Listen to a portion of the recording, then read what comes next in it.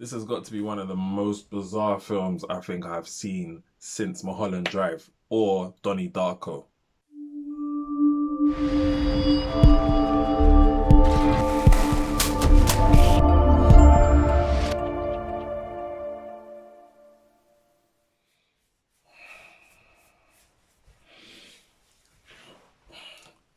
I'm scratching my head. I'm scratching my head because I'm trying to figure out if I just didn't get the film, if it went completely over my head, or if it is just a bizarre film that should never have made it to cinema. And that sounds really negative of me to say, but I genuinely don't understand how this made it to cinema. This belongs in a film festival, like your Sundances and whatever other film festivals there are out there. Shout out to all of you. You guys do a great job. But this film wasn't it. This was not built for cinema. This should have went straight to Netflix or straight to DVD. I mean, for me, the film's called Waves.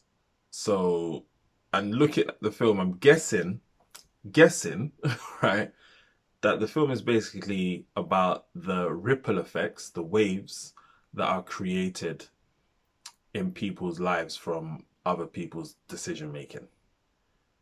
And that trickles down from the dad who has made decisions to push his son. Then his son snapped and he's made decisions that he's made. And then as a result of that, the daughter and the mother suffer. Waves. Saw an advert for it. It looked interesting. So I went to watch it and I kind of wish I never. It felt like I was in the cinema for 4 hours. The film is just over 2 hours long, unnecessarily, by the way. Like, slow burner is an understatement. It was horrifically slow. I felt like I could feel myself dying as I was getting older, you know? I, Obviously, you can tell by my reaction, do not waste your time watching this film.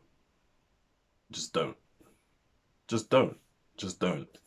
Just don't. I wish I didn't. Oh man, I'm giving it a zero point 0.5 out of 5. And the zero point 0.5 is just for effort. I would like to say that you could tell this was the director's first try at a movie, but I don't know. I don't know. It seemed that way though. It seemed that way. So this is a crazy thing as well. This film has got the same main actor from Loose, and it's kind of the same film.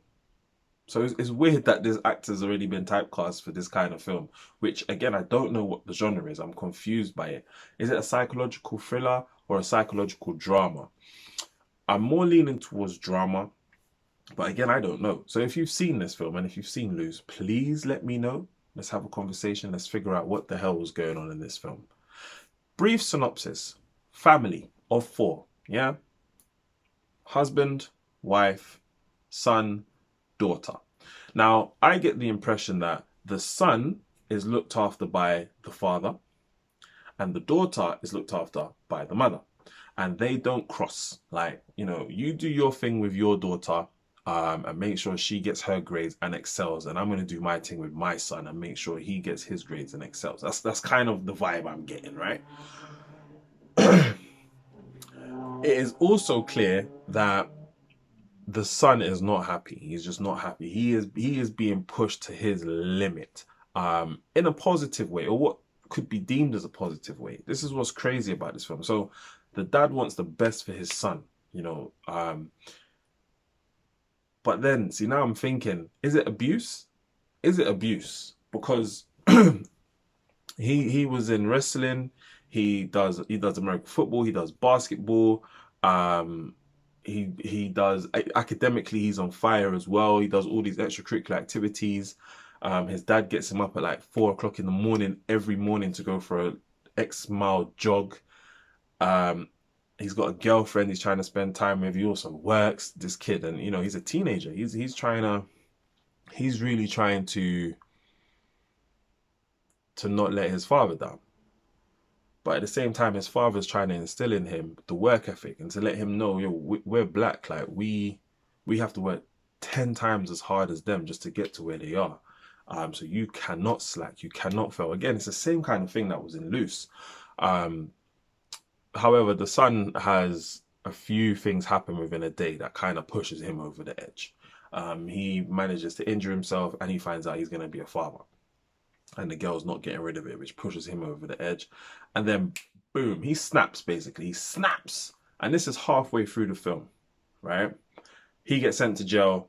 And then for the rest of the film, it now focuses. He's out of the film now, so there's a Psycho element to it. For those who don't know what Psycho is, basically for the first half an hour, 45 minutes of Psycho, it follows a woman who's like we think is the main character, and then she is murdered, and the audience is like, well, who do we follow now? What happens now? Because the main character's dead, and then the rest of the film is finding out who killed this girl.